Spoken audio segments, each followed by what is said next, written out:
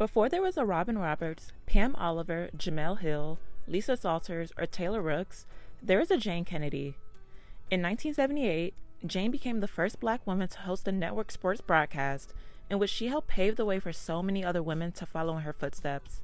As an actress, beauty queen, dancer, model, sports broadcaster, and producer, Jayne is one of the original multi-hyphenated entertainers in the industry.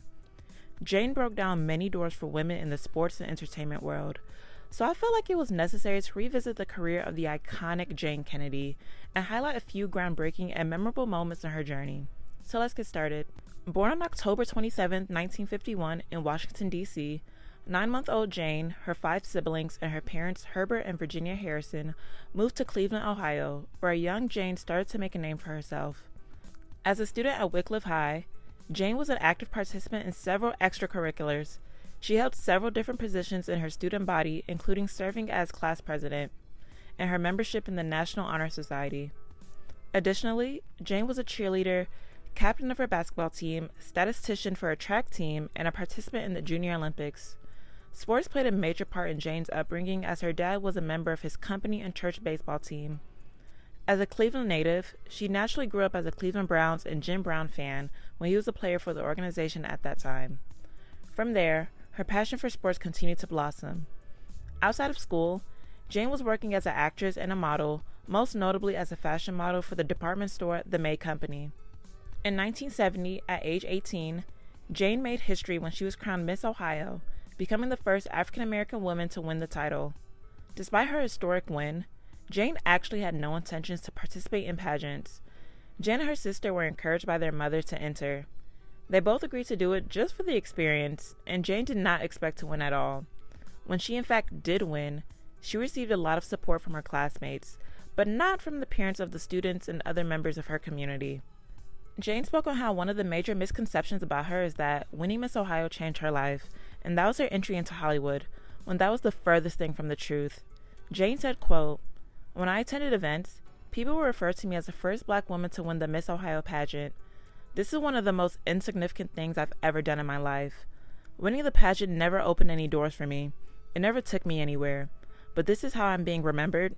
So, being Miss Ohio did not help me gain entry into Hollywood. It just didn't." I received a lot of backlash after the win, not only from the community, but also from the state of Ohio. Billboards with my picture were defaced or ripped down. My victory was not well received at all. Even in 1970, there were a lot of resistance and anger behind my win, so I didn't receive any of the prizes. Winning the title at age 18 was a true lesson for me in the harsh realities of the real world, unquote. 2 months after her win, she went on to compete in the Miss USA pageant, in which she placed top 10 in the swimsuit competition and top 15 overall. After graduating from high school, she met Leon Kennedy, who was a DJ at the time. After he asked her to be a guest on his show, out of sight with Leon and Mike, the two started dating and eventually got married. In 1971, a week after their wedding, they left Ohio and traveled across country on a month-long expedition to head towards Los Angeles. When they arrived, Jayne worked as a law office receptionist and was auditioning for a few shows. Leon's friend, Lamonte McLemore, arranged a meeting with the choreographer for the NBC comedy show Rowan and Martin's Laugh-In. Eventually, Jayne was randomly selected to join the show as a dancer, which led to other opportunities. She later became a member of the Hollywood Deb Stars with the Bob Hope's USO Bases Around the World Christmas Tour, performing for troops in places such as Guam, Japan, Vietnam, Spain, Cuba, and Denver, Colorado. She then joined the Dean Martin Show as a dancer. Throughout 1973 to 1977, she made TV and film appearances in movies such as Group Marriage and The Mothers, as well as TV shows such as Sanford and Son, Shaft, Starsky and Hutch, and Wonder Woman. Even though Jayne was actively working, there were roles that she was interested in that did not materialize.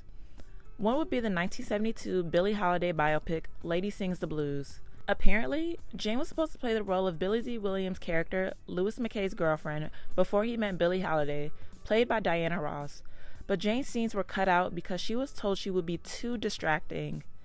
Jayne said, quote, "Barry Gordy was looking at the rough cut of the movie, called me up and said, 'You know what? I don't want to distract the audience from Diana Ross. I don't want to see all of those scenes with Billy D and his other girlfriend.' He said, 'If the audience is looking at Billy D and me, they're not going to buy Billy D and Diana. and Motown cut me out of the movie, unquote. Additionally, she auditioned for Charlie's Angels when they were looking to revamp the cast for the ABC show. But unfortunately, the 5'10" actress did not get the part as she was told she was too tall for the role and that the casting directors would have difficulty finding 2 other women to cast as her co-stars. She was also supposed to have a spin-off show based on her character Monique from the 1977 film CoverGirls. Also, in 1980, Jayne was supposed to star in and produce a movie about the life of Dorothy Dandridge. Unfortunately, this movie was never released, but we did end up getting the HBO film introducing Dorothy Dandridge in 1999, starring fellow Ohio native Halle Berry. Please be sure to watch my breakdown video of the search for who was going to play Dorothy. Many actresses vied for the chance to play the starlet, but it was a race mainly among Whitney Houston, Janet Jackson, and Halle Berry. In 1978, it was announced that the former Miss America, Phyllis George, would be departing her position as co-host of the NFL Today on CBS in order to host her own primetime talk show created by People magazine. Her exit led to a nationwide search for another woman to replace Phyllis. Linda Sutter, the associate director of talent at CBS Sports at the time, said that they, quote, didn't want the hardcore sportswoman, but a feminine combination of sports and entertainment. On the show, the female part is the entertainer. It's helpful if she knows sports, but what we wanted was a soft person and entertainer, unquote. They were looking for someone who would be articulate, good-looking, and could keep up with the famous NFL broadcast team of Brent Musburger, Irv Cross, and Jimmy Snyder. After convincing the talent manager at CBS Head of Sports to get her an audition, Jayne created and compiled various interviews she conducted with people such as Julius Erving and Don King to take it to her meeting with CBS.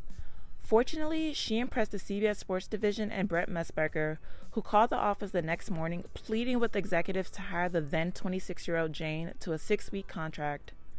Jayne became the first African-American woman to host a network sports television broadcast.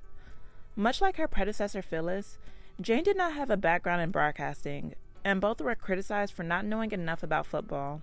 Though they were both praised for their interviewing skills with athletes and confidence behind the desk, it was not easy for either of them to be a woman in a male-dominated atmosphere at that time. During the second week of Jayne's contract, she overheard that the network was looking to secure a post-fight interview with Muhammad Ali for his fight with Leon Spence. They were at a standstill when Jayne announced to the team that she could guarantee an interview only if the network provided her a private jet and a crew to go to New Orleans for the fight. The network approved, and Jayne was able to get a few minutes with Muhammad Ali as the two already had an existing friendship. After the interview was completed, Jayne received a year-long contract extension with CBS Sports. During Jayne's 2 years at CBS from 1978 to 1980, she described it as a very lonely period in her life. She mentioned she was heavily criticized by the public for being black, being a woman, and never having any direct experience in sports. She said people did not believe she could do it, and that she never had any mentors to guide her along the way or an entourage to go with her on an assignment. She also noted that the network paid very little and did not pay for makeup and wardrobe. Jayne went on to say, quote, I can't say I walked in totally prepared. I'd never done live TV before. I asked CBS to give me training in that, and they declined. I asked whether I could come into the studio during my off time because the shows were broadcast on Sundays, and they said no. They were not supportive of me in that role at all. It was extremely difficult. Print journalists hated the fact that TV broadcasters could get things out before them. So print journalists had 2 reasons to hate me. Every day was a challenge. I could have easily just ended up not believing in myself, unquote. During the off-season from the NFL Today, Jayne was granted permission to continue working as an actress. She accepted an opportunity to host the NBC show Speak Up America during the summer months. Despite taping 9 weeks worth of content for the new show, CBS fired Jayne, claiming that she violated their contractual agreement to not work with competing networks. Jayne was able to dispute this through litigation and was eventually hired and fired again by CBS, but she soon realized it was more behind-the-scenes politics, as CBS was looking to rehire Phyllis George, who was the First Lady of Kentucky at that time, so that they could gain broadcasting rights to the Kentucky Derby. After the NFL Today, Jayne continued to stay busy. She was the cover girl for numerous magazines such as Ebony and Jet, but her most notable cover was for Playboy in the July 1981 issue. She became the first African-American actress to grace the cover. Although Jayne posed fully clothed for her shoot, she received lots of criticism as people felt like she was not supposed to be featured in that type of publication. Given that the Playboy shoot was shot in promotion for her movie Body and Soul with her then-husband Leon Kennedy, Jayne said, quote, those pictures misled a lot of people. Through all of the public criticism I got because of those pictures, It really brought me closer to God, and it helped me solidify my relationship with Him.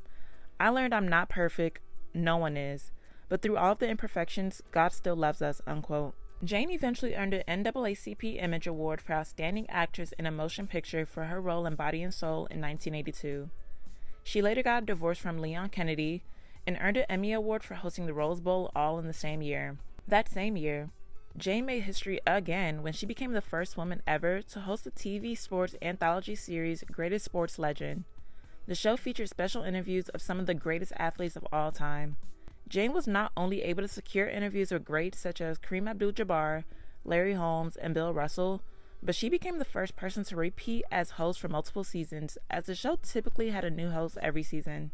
Starting in 1984, she became the brand ambassador for Coca-Cola's Tab and Diet Coke soft drinks. She went on to do many commercials, television, and public appearances during her 6 years as their corporate spokesperson. In 1983, Jayne followed in the footsteps of celebrities such as Jane Fonda to release her own celebrity fitness videos. When Jayne was approached with the idea, she agreed, as she has been heavily involved in fitness and sports all of her life, and it will also give her the opportunity to take full control of her project. Jayne produced, wrote, and starred in all of her videos, which proved to be effective, as it was the third most successful exercise video behind Jane Fonda and Richard Simmons. Eventually, Jayne had to put a stop to her Love Your Body videos, as she was diagnosed with endometriosis, which caused a great deal of pain to her body. In 1985, Jayne married fellow actor Bill Overton, and the couple have 4 children together. Jayne decided to step away from the spotlight to focus on her health and raising their 4 daughters. In recent years, Jayne served as the Children's Miracle Network telethon co-host for 17 years alongside Marie Osmond. She was also the coach of her youngest daughter's soccer team. In 2015, she launched her campaign, It's a Mother-Daughter Thing, that focuses on strengthening and improving communal relationships.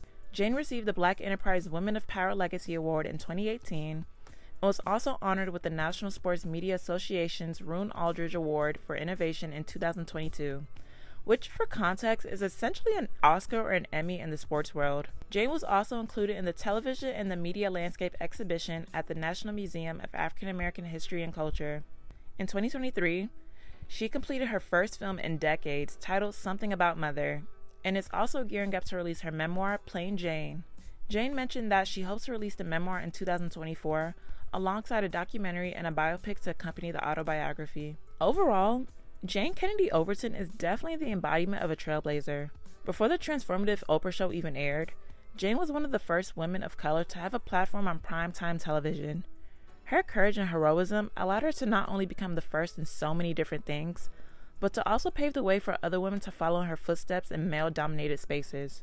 Not only is she an inspiration for women in the sports world, she also helped open doors for women of color in the pageant world for people such as Halle Berry, Kenya Moore, Vanessa Williams, and Claudia Jordan, who, in my opinion, looks just like Jayne. Let me know in the comments what you all think of the iconic career of the bombshell beauty Jayne Kennedy Overton, and if you have a favorite role or project Jayne has been featured in.